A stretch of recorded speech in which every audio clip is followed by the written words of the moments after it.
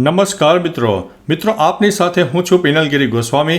આજના વેધર એનાલિસિસમાં વાત થશે આજે તારીખ 13 જુલાઈથી લઈને 15-16 જુલાઈ સુધી ગુજરાતમાં કેવું રહેશે હવામાન।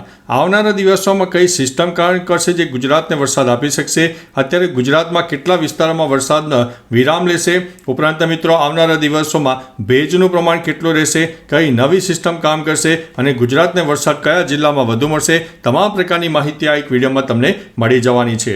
મિત્રો શરૂઆત કરીએ તો સાયક્લોનિક સિસ્ટમથી। મધ્ય ભારત તરફ એક સાયક્લોનિક સિસ્ટમ સર્જાઈ છે જે ગુજરાતના ઉત્તર ગુજરાત, પૂર્વ ગુજરાત અને દક્ષિણ ગુજરાતના અનેક ભાગોને અસર કરશે। આગામી 24 થી 48 કલાકમાં મિત્રો સૌરાષ્ટ્રમાં પણ વરસાદની શક્યતા રહે છે। છૂટાછવાયા વરસાદ તો કોઈ જગ્યાએ થોડો મધ્યમથી ભારે વરસાદ પણ થઈ શકે છે અને આગામી મિત્રો 14 અને 15 તારીખે આ જે વરસાદનું જોર છે તે વધી શકે તેવી પણ સંભાવના છે। હવે મિત્રો તારીખ પ્રમાણે વેધર એનાલિસિસની વાત કરીએ તો જુદા જુદા વિસ્તારોમાં જુદો જુદો વરસાદ થઈ શકે છે।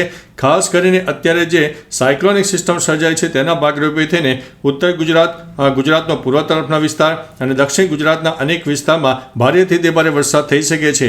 આવતીકાલે તારીખ 14 તારીખથી આ વરસાદનું પ્રમાણ સૌરાષ્ટ્ર અને દક્ષિણ ગુજરાતમાં વધુ જોવા મળશે, જેમાં સુરત, તાપી, ડાંગ, નવસારી, વલસાડ ઉપરાંત જૂનાગઢ, ગીર સોમનાથ, અમરેલી, ભાવનગર સહિત અનેક વિસ્તારમાં છૂટોછવાયો વરસાદ અથવા તો મધ્યમથી વધુ વરસાદ થઈ શકે છે। બીજી તરફ તારીખ 15 અને 16 તારીખની આસપાસ જે રાજસ્થાન તરફ સાયક્લોનિક સિસ્ટમ સક્રિય થશે, જેના ભાગરૂપે થઈને ઉત્તર ગુજરાત ઉપરાંત ગુજરાતના પૂર્વ તરફના વિસ્તારો જેમાં સાબરકાંઠા, બનાસકાંઠા, અરવલ્લી, મહીસાગર, દાહોદ, પંચમહાલ, છોટાઉદેપુર, વડોદરા અને આણંદ સહિત અનેક વિસ્તારમાં છૂટાછવાયા વરસાદની શક્યતા રહેલી છે। એકંદરે મિત્રો સાર્વત્રિક વરસાદનો માહોલ નહીં હોય, પરંતુ લોકલ ડેવલપમેન્ટના કારણે છૂટાછવાયા સ્થળોએ વરસાદની શક્યતા છે। કચ્છમાં વરસાદ માટે થોડી રાહ જોવી પડશે, કારણ કે કચ્છ અને તેની આસપાસ કોઈ વરસાદની મજબૂત સિસ્ટમ સક્રિય નથી, પરંતુ ચોક્કસથી આવનારા દિવસોમાં પાકિસ્તાન તરફ સાયક્લોનિક સિસ્ટમ સર્જાય તેવી શક્યતા છે અને કચ્છના ઉત્તરી પટ્ટામાં જેમાં ખાવડા સહિત અનેક વિસ્તારમાં 20 જુલાઈ સુધીમાં છૂટોછવાયો વરસાદ થાય તેવી પણ સંભાવના છે। મિત્રો મહત્વનું છે કે અત્યારે ગુજરાતમાં એવરેજ વરસાદનું પ્રમાણ 48% આસપાસ ચાલી રહ્યું છે, એટલે કે ગુજરાતમાં અત્યારે એક સારામાં સારો વરસાદ નોંધાયો છે, પરંતુ અનેક વિસ્તારમાં અત્યારે વરસાદે વિરામ પણ લીધો છે।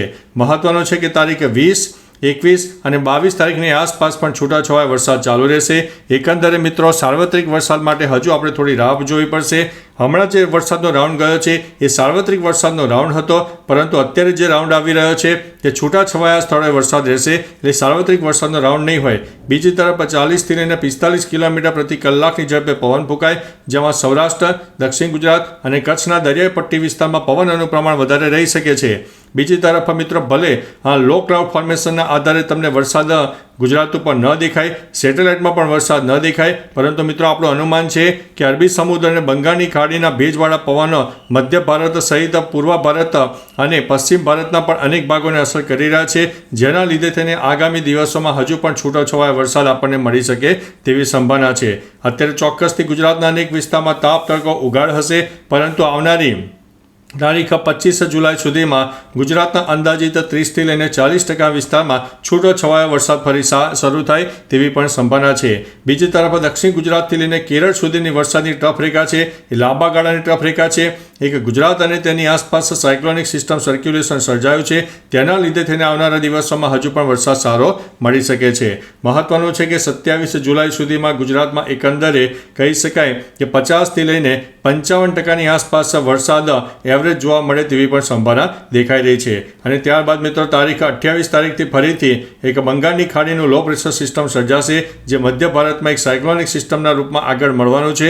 તેની ચર્ચા આપણે આવનારી વિડીયોમાં કરીશું, પરંતુ મહત્વનું છે કે અત્યારે ગુજરાતમાં વરસાદે વિરામ લીધો છે, તો કોઈ જગ્યાએ મધ્યમથી થોડો વધુ વરસાદ પણ થઈ શકે છે। તો મિત્રો તમારા વિસ્તારમાં વરસાદનું પ્રમાણ કેવું છે, તાપ તડકો ઉગાડ હોય, વરસાદ હોય અને ભેજનું પ્રમાણ કેટલું છે, તમામ પ્રકારની માહિતી આપજો, જેથી અન્ય મિત્રો પણ જાણી શકે।